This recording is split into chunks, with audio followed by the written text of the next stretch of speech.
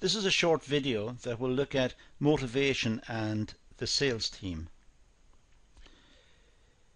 Motivation is what makes a person do something and what makes him or her put real effort and energy into what he or she does. It varies in nature and intensity from individual to individual, depending on the particular mixture of influence at any given time. That was a definition put forward by Stewart in 2000.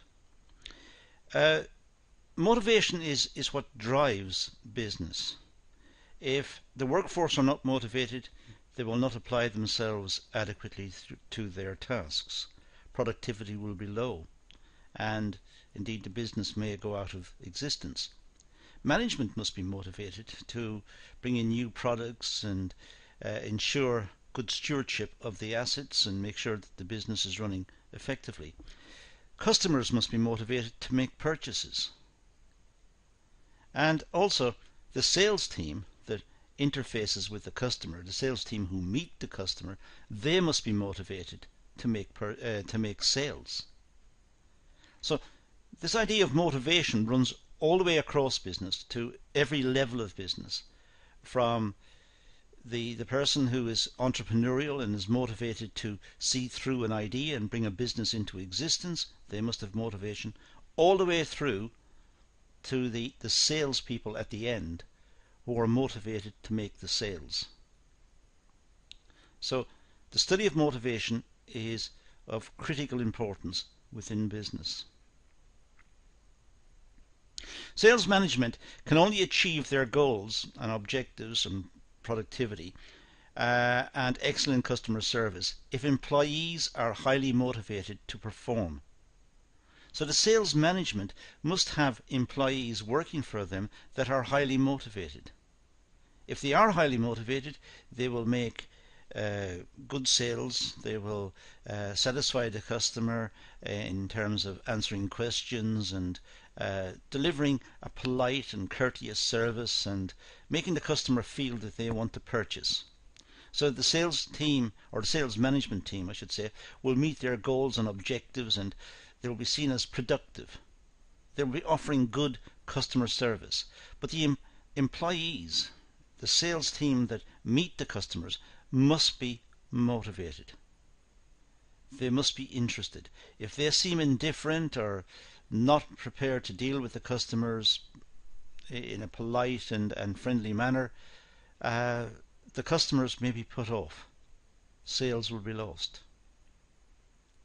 The level of employee motivation is dependent on the following: on the job design, the rewards, the management styles, organizational culture and structure. The job design is very important because the employees must feel that the tasks they've been given to perform are reasonable and that they have been given adequate training and preparation, and there should be support facilities for the sales team so that they're able to effectively do their job. They must also be rewarded. They must have some sort of financial incentive to do it, perhaps a bonus. But it could also be congratulations from the management and sales employee of the month or whatever. So there are different ways of rewarding, but by and large it may come down to remuneration, to some sort of bonus and some sort of financial incentive to make sales.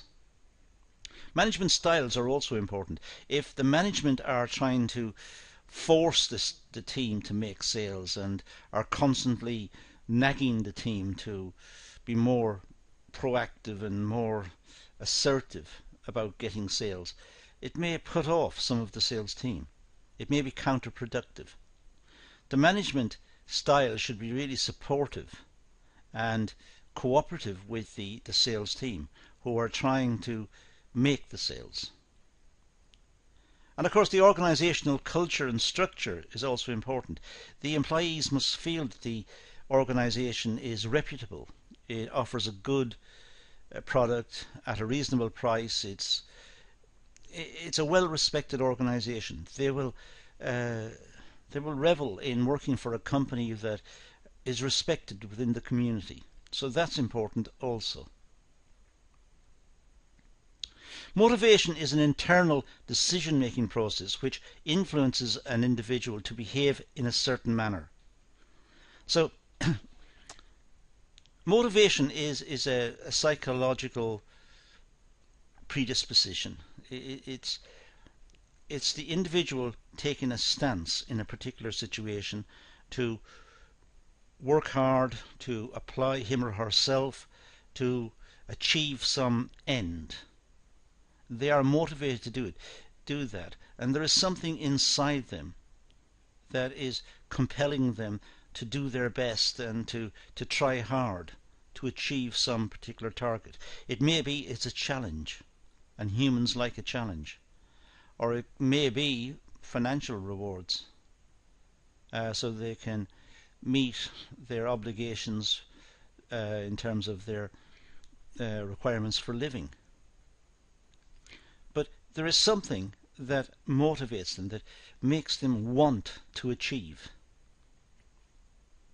It's an extremely complex issue to understand, because employee motivation is dependent on various factors such as I said earlier, the organisational culture, the management style, job design, HR practices and policies. We've talked about those earlier, but these and more is what makes up the motivational envelope for the employees. All of these influences come to bear. Some of them are more important than others at various times, and there will be all sorts of influences on the employee.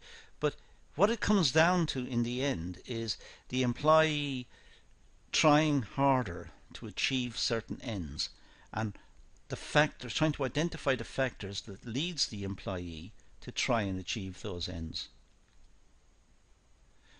But we can't see inside people's heads, and people are different. Sometimes people will respond in certain ways to certain things, and sometimes other people will respond differently. So we can't always identify what it is that's driving people. There's a lack of clarity in understanding what motivates employees, and it's an understandable lack of clarity, because as I said, we can't see inside people's heads, and even if we could see inside people's heads, we'd only see brain tissue. We wouldn't see what is the personality of the person and the motivations and so on. So it's a very complex field. What we tend to do is look at their outcomes, look at the way they behave, and try to work out sequences. Perhaps this motivated the employees in the past, therefore we'll do this again, and they'll be motivated again. It doesn't always work, but that may be an approach. Now, the sales management perspective, well, this is a difficult task for managers to acknowledge what motivates employees. It could be money, it could be status, it could be power, it could be self-fulfillment. We've talked about these in earlier slides. But managers must try to work out what is it that drives the employees to be good sales people, good sales employees. And it will vary from one to the next. And the job for sales management is try to get the right configuration in. It may be having a sales team with different demographic characteristics, male, female, different age profiles and so on. But it's difficult to work out exactly what it is. It has to be seen in the context of the product that's been sold also. If the product being sold is essentially a young person's product, then perhaps having older sales staff may not be a good idea. If it's mainly a male product for some sporting item or whatever, and it's seen mostly for male purchases, then perhaps having men selling might be a better idea. It's difficult to say it. There is no formula to deal with this one. It's not possible for management to relate one motivation factor to all employees, simply because individuals are different, have different goals, desires and ambitions. So the sales management team can't have one overarching philosophy, one overarching approach. It must be tempered according to each member of the sales team and what the management know about these people and know how to effectively deploy them in the selling situations. But as I said, it's extremely difficult to get a proper read on this. The underlying, that's spelled wrong, I'm sorry. The underlying assumption is that employees need job satisfaction in order to be motivated to achieve within their job. It's widely believed that if the motivational factors are in place and they are suitable motivational factors for the employees, then the employees will work hard and will apply themselves diligently to achieving the outcomes. It's difficult to say which motivational factors should be used. It could be remuneration, as I said earlier, bonuses and financial rewards. It could be status. It could be promotion. So people respond differently in different situations.